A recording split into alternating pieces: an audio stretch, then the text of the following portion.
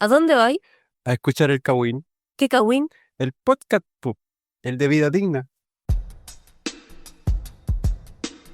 Estás escuchando El Kawin, un podcast del movimiento solidario Vida Digna de San Joaquín.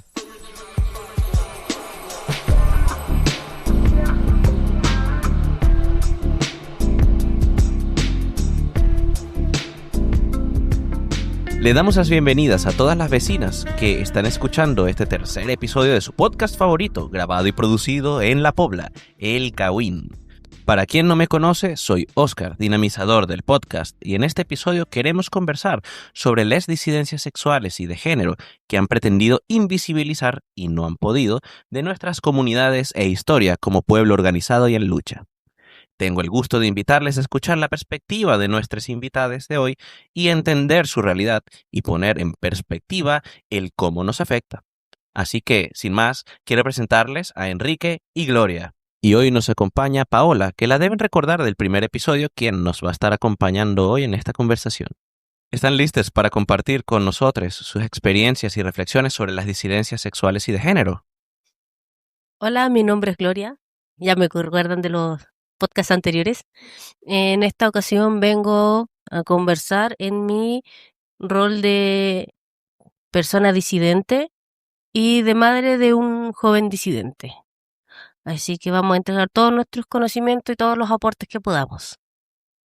Hola, soy Enrique, adolescente trans y participo en infancias y adolescencias disidentes. Mi mamá me trajo.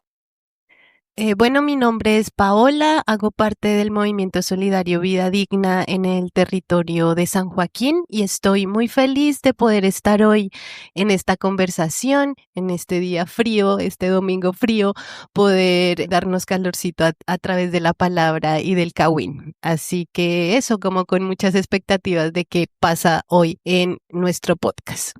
Muy bien. Vamos a empezar. La primera pregunta que se viene a esta mesa es, según tu experiencia, ¿cómo reacciona la familia ante algún miembro que se sale de la heteronorma? Excelente pregunta, pero creo que también es importante aclarar para nuestras vecinas y vecines, qué es la heteronorma, que es el sistema actual que rige la sociedad, no solo sociedad, sino que también cultural y políticamente, que se basa en que la única orientación y tipo de vida aceptada es la heterosexual. O sea, me refiero a que el hombre cumpla solamente un rol social de hombre y la mujer un rol social de mujeres, y las relaciones entre ellos tienen que ser de la misma forma, hombre y mujer.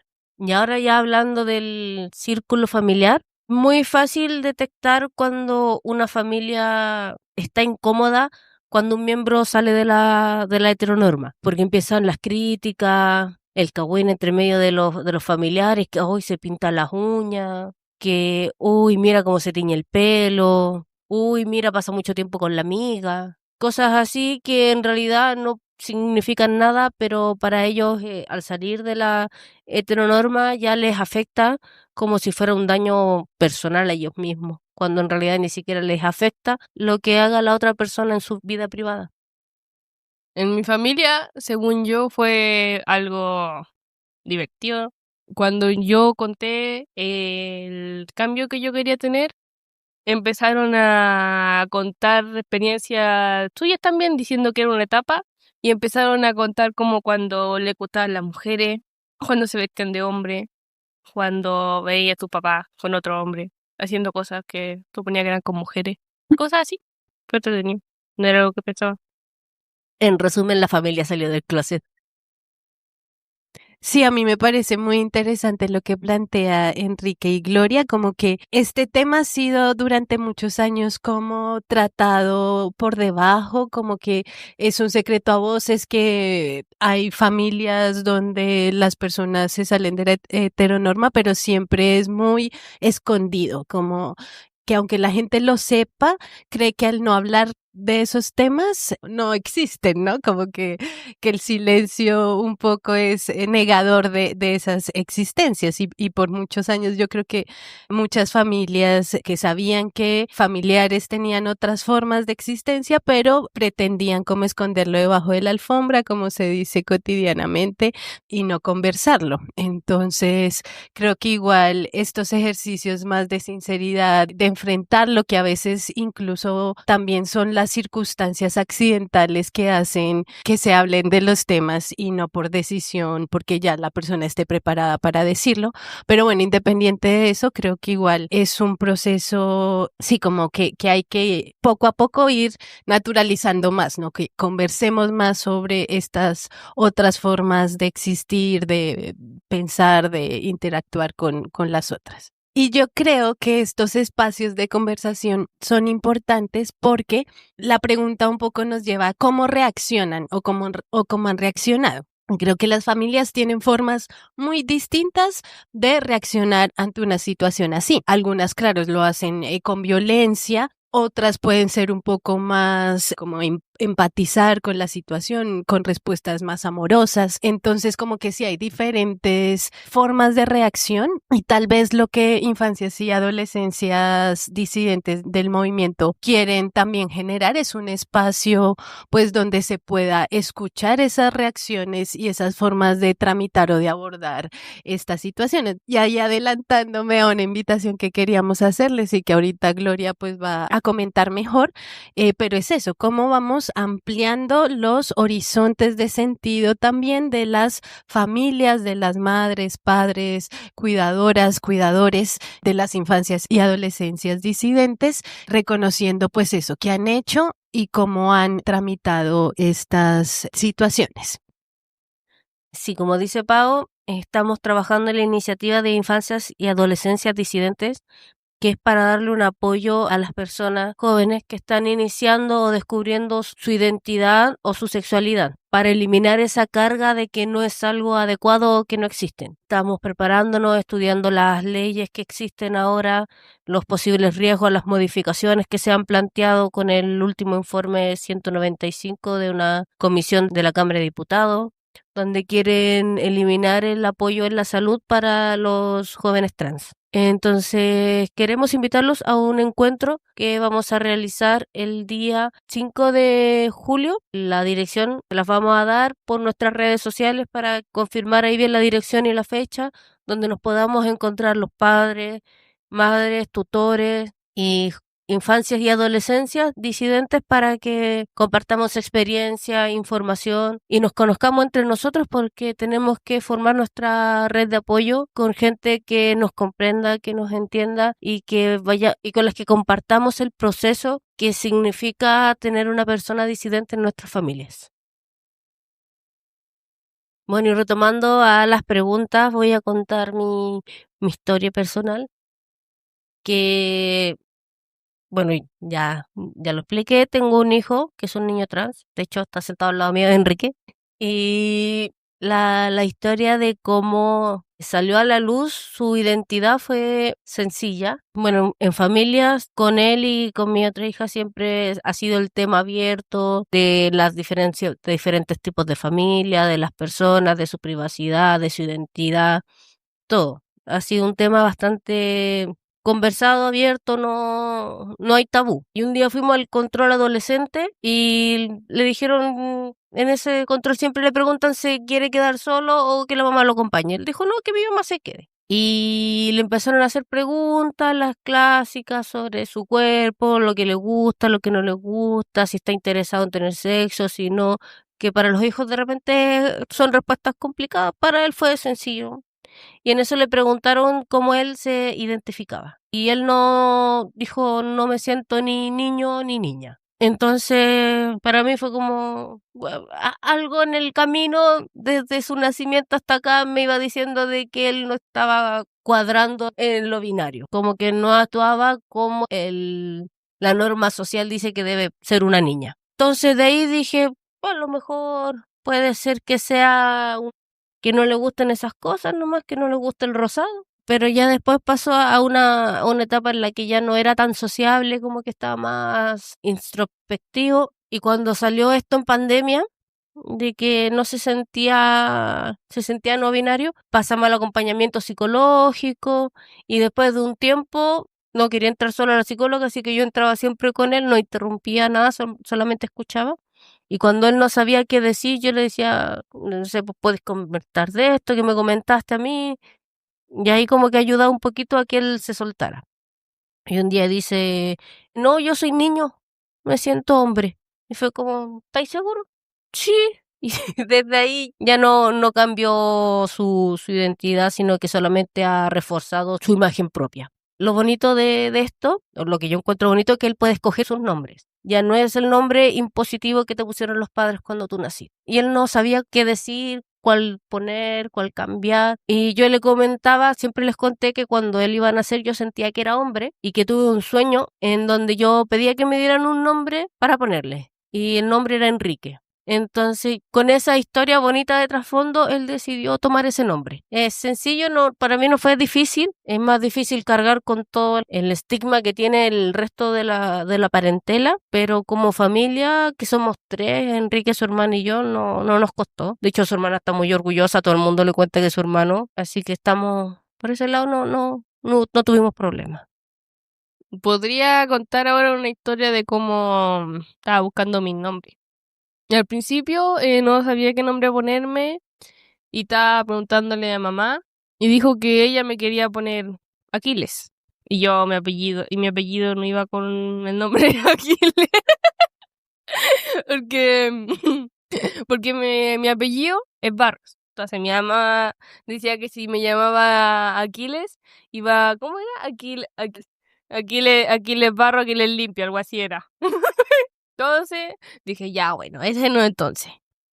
Entonces después ahí empecé a buscar otro nombre. Estaba pensando en Juan, en Oscar, en David. También tenía una tía que me estaba diciendo nombres. Le gustaba a ella el nombre Pietro. Entonces ella quería que yo me llamara Pietro.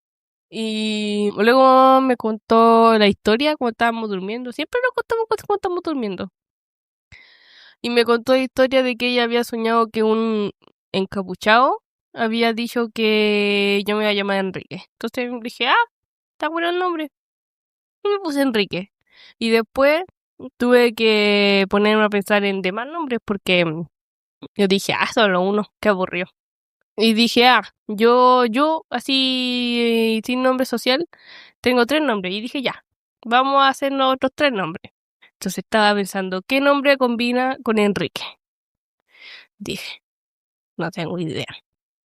Entonces me puse a hablar con mi mamá. Le dije, mamá, ayúdame. Y mamá tampoco tenía idea. pero ahí luego encontramos un nuevo nombre. Me basé en historias también. Ahí harto, después ya me elegí el nombre David. No me acuerdo por qué lo elegí, pero ahora estoy pensando en la historia de David y Goliat. Y tenía un nombre anterior que me quise mantener porque me lo había elegido mamá y me gustaba.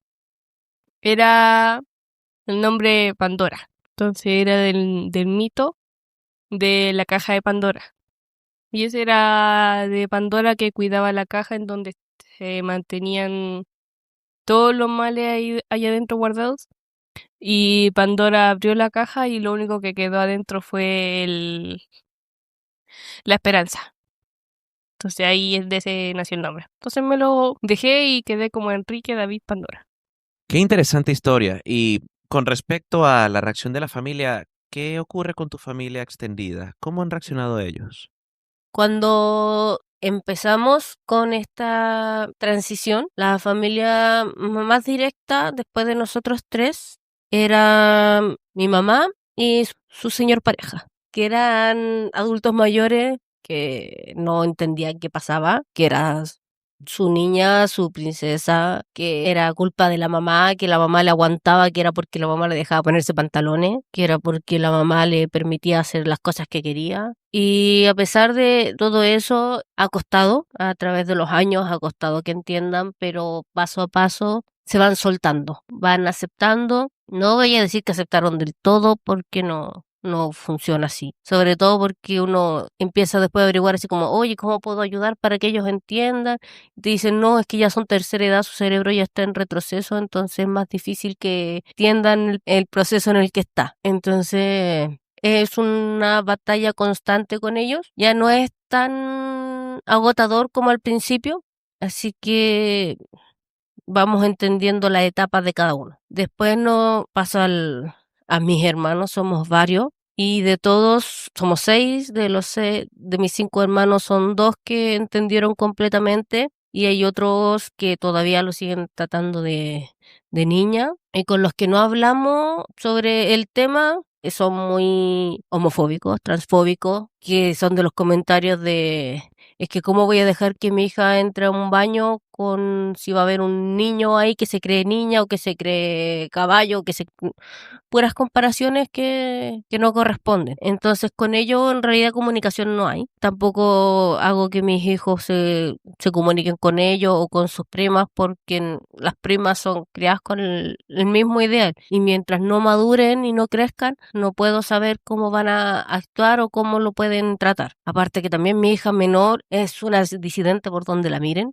Ella todavía se está descubriendo, pero ella está en el proceso en el que no se siente cómoda siendo niña y tampoco se siente cómoda siendo niño. O sea, ella es no binario. Y como todavía es una adolescente que está definiendo también su sexualidad, varía mucho en que un día dice, no, hoy día soy asexual, después soy pansexual, después soy bisexual. Entonces con ella es muy divertido porque todos los días es una sorpresa. Entonces vamos aprendiendo también gracias a eso las nuevas palabras, las nuevas definiciones, los nuevos conceptos. Es una niña que te mantiene al día. Uno está siempre así como, ay, ya, tengo que averiguar qué es esta palabra, qué es lo que me está diciendo. Y después con el resto de la familia empieza a salir, ay, pero si mi hermano también es gay. Ay, no, o sea, a mí también me costó cuando mi hijo me dijo que era gay. Y resulta que uno así como pasito a pasito intentando presentar a mi hijo, a mis tías, a mis primos, y resulta que hay una, una gama amplia, pero que nadie comentaba nada, nadie decía nada, sino que cada uno era lo que quería hacer. Y cuando yo empecé así como, no, mi hijo está en transición, este es su nuevo nombre, ay, pero mi hermano también es gay. Y de hecho está en psicólogo. De hecho, las papás están en terapia también para entenderlo. Después, ay, si a mí me costó también cuando mi hijo me dijo, está en la familia. Ya no es una generación que se esconde porque antes se escondían, se privaban de la vida. Y es divertido y a la vez asusta porque uno no sabe cómo van a reaccionar, cómo lo van a tratar, pero cuando empieza a ver por otro lado que somos muchos, ya igual se relaja, ya hay un círculo de protección, de apoyo que nos rodea. Ya, a ver, yo contaré como mi parte más o menos, lo más divertido. Sí, por ejemplo, cuando yo conté o yo me querían hablar, decían que sería algo así como pasajero de momento, que cambiaría después. Y entonces me empezaron a contar su historia de cómo antes vivían algo parecido y que para ellos fue algo solo de momento. Por ejemplo, tuve 2 tías que sentían atracción por las mujeres. Una de mis tías me contó que se vestía más masculino, que le decían marimacha, pero ella miraba a las mujeres y decía que no sentía atracción, pero decía que se veían hermosas, que cuestiones así como que comentarios que haría un hombre, no lo voy a decir yo. También tengo otra tía que me contó que cuando era más pequeño decía que ella pensaba que era bisexual, que miraba a las mujeres y le gustaban, quería besarla y todo eso. Y me contaba que también miraba al hombre y sentía lo mismo, pero ahora está casada y tiene 3 hijas. Se supone que no le gustan, dice. Y está mi abuela, ella me contó que también cuando era joven miraba a las mujeres y decía que se veían hermosas, que las podría besar sin pena, pero se supone que no lo hizo, me contó. Más allá de eso no me contó. También mi abuela me contó que su papá pasaba mucho tiempo con los hombres, así podía llegar a la casa como en 3 días, una semana, cosas así. Y también se juntaba mucho con mujeres, mucho con hombres y mujeres. Entonces, se decía que antes los hombres que estaban con muchas mujeres era porque buscaban algo que las mujeres en realidad no le daban. Entonces decían que él podía ser gay. Ya igual, gracias por compartir toda esta experiencia y cómo lo han transitado como familia. Pero ahí me surge también la duda de cómo ha sido este proceso más a nivel de otros espacios como la escuela, incluso el sistema de salud, ¿no? ¿Cómo han ustedes, qué se han encontrado ahí? Si han encontrado apoyo o si por el contrario hay barreras de todo tipo. Entonces eso, como que si pueden y nos quieren compartir esa experiencia más como relacionada con las instituciones como la escuela o el sistema de salud.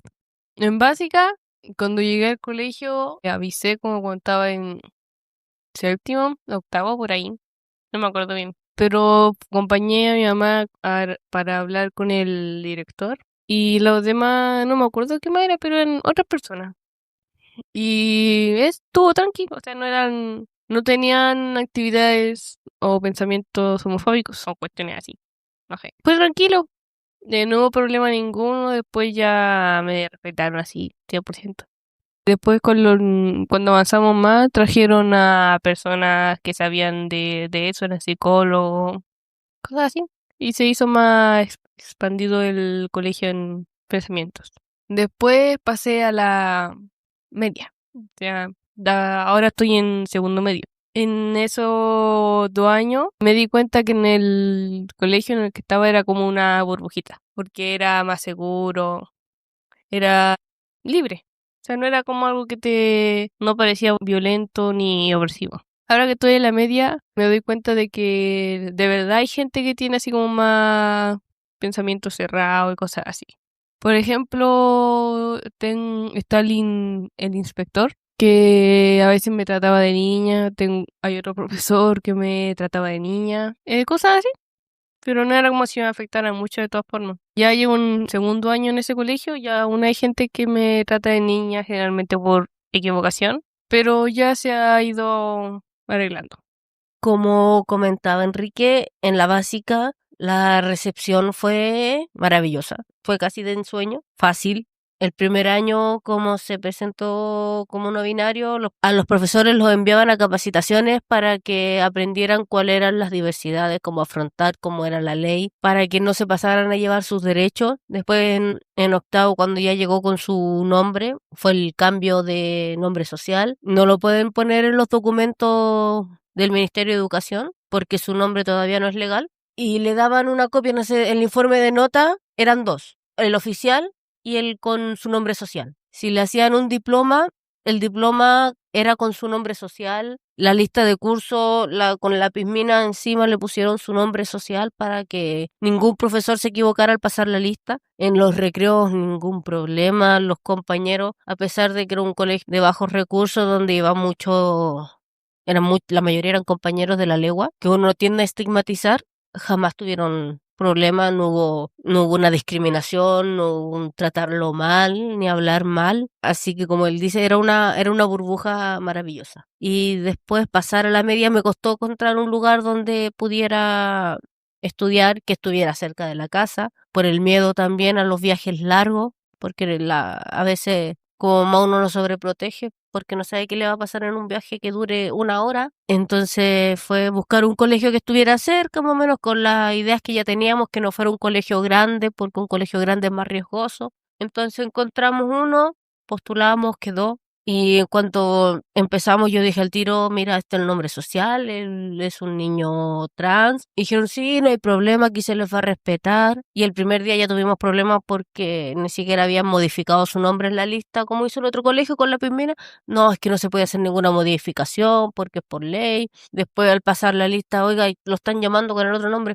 Ay, sí, ya hemos hablado con los profesores. Después una reunión con el profesor de educación física, con el inspector, y ya está pasando esto. No, es que fue un error, es que aquí, es que allá. Entonces siempre eran excusa tras excusa.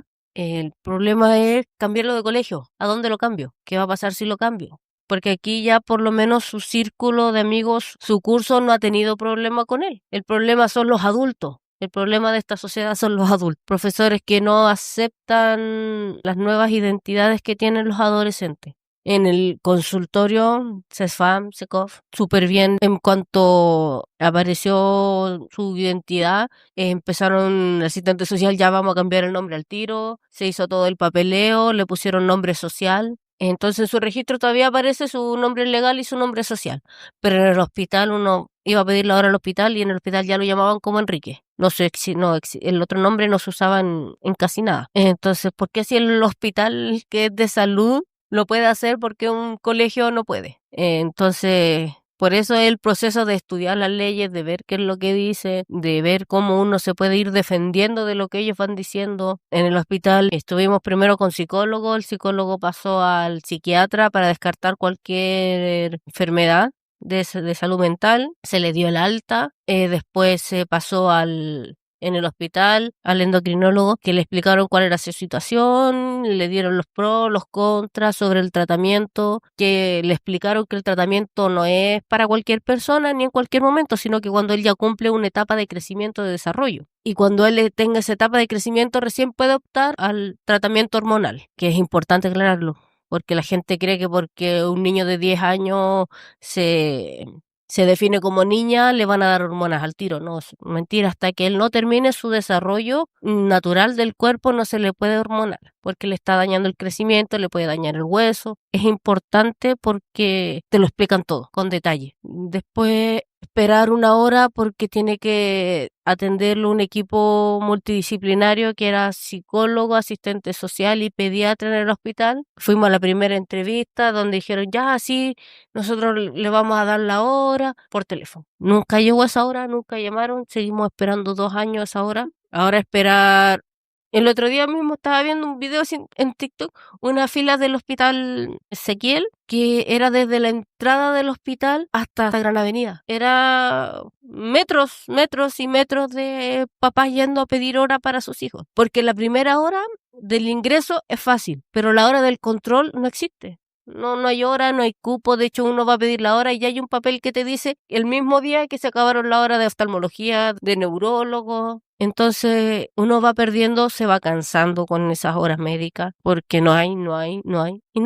Eso es como lo más agotador. Estar batallando contra los adultos que no entienden y contra las horas médicos y que después vienen los políticos que quieren quitarte ese beneficio que tiene tu hijo, que de verdad es necesario, de que no está enfermo. El psiquiatra, el psicólogo, pasan por todas las etapas que demuestran que son personas que no están enfermas, no tienen trastornos mentales, no tienen una enfermedad, como ellos dicen, ni tienen una desviación, ni son casi psicópatas como los tratan.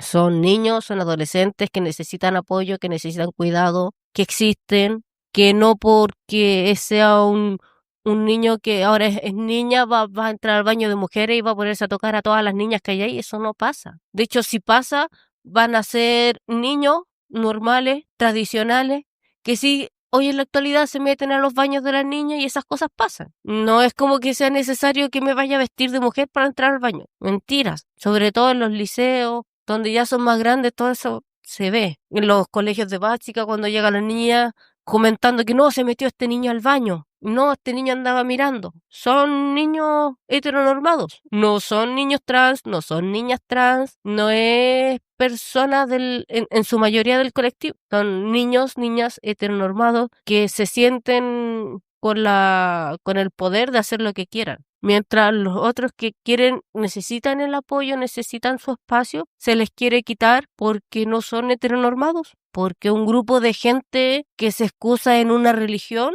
no acepta. Cuando estamos en un país que es laico, somos un país laico, que no nos deberían afectar las religiones y estamos sometidos a lo que quiere una minoría religiosa. Muy bien. Ahora, para que vayamos cerrando este episodio, ¿qué les parece si cerramos con algunas conclusiones?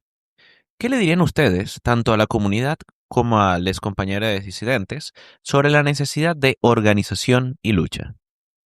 Bueno, a la comunidad, decirle que es muy importante la organización, que entre todos nos comuniquemos, hablemos de lo que vivimos, de quiénes somos, de nuestras necesidades, que es lo principal, de nuestra visión de futuro, y en base a eso levantar una lucha. La lucha es la que nos da la respuesta, la que nos da las soluciones, porque no podemos esperar a que venga una persona X a decir, ay, yo los apoyo, porque llegado el momento no va a haber ese apoyo. Nosotros somos los que tenemos que levantarnos, salir a luchar, salir a marchar, salir a levantar las banderas, a levantar nuestras exigencias, nuestras necesidades ante la sociedad, para que sepan que no somos minoría, que no porque en tu círculo tú creas que no hay personas disidentes, no existen. Si existimos, somos un número mucho más grande que la minoría en la que siempre nos encajan, y cada día somos más libres para salir y levantar la voz y mostrar quiénes somos.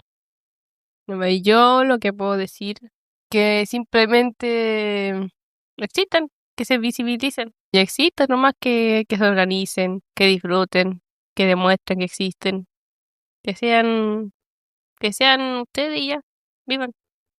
Ya, yo creo que igual nosotras como Movimiento Solidario Vida Digna del territorio de San Joaquín, sí apostamos mucho a que las comunidades que venimos construyendo y que venimos siendo, pues sean comunidades que reconozcan esa diversidad, que reconozcan también la potencia y el enriquecimiento de que existan otras formas, otras identidades y bueno, entonces como que sí tenemos muy claro como que en nuestras comunidades vamos a hablar de esos temas, en nuestras comunidades vamos a tener conversaciones que pueden ser un poco incómodas al inicio, pero que nos van fortaleciendo también y van fortaleciendo esos vínculos comunitarios. Y en realidad hemos encontrado como en ese ejercicio que hay igual apertura, claramente a algunas personas les cuesta más que a otras, pero es nuestra apuesta, ¿no? Como poder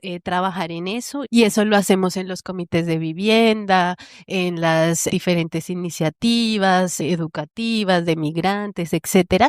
Y eso también es como una invitación a que el movimiento social pues vea este tema, lo tenga como un punto también de sus agendas, de sus temas de discusión, porque también leemos que el mundo y la sociedad ahorita está muy posicionando en contra como de estas otras formas, ¿no? Y en ese sentido, pues tenemos que hacer un contrapeso y tenemos que luchar para que todas, todes y todos pues tengan una vida digna y puedan ser y desarrollarse plenamente y en libertad.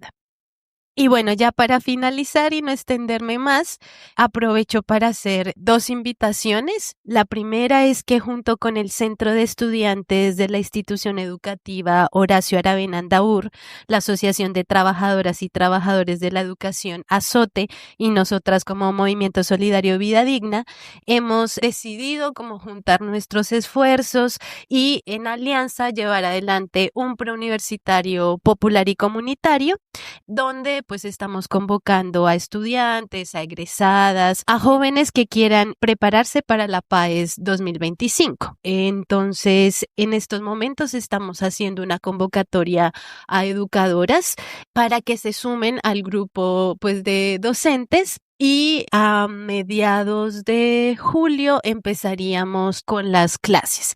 Entonces, que estén ahí muy pendientes para, si quieren, ya sea ayudar en la parte de docencia o hacer parte como estudiante del PREU, pues que estén ahí pendientes.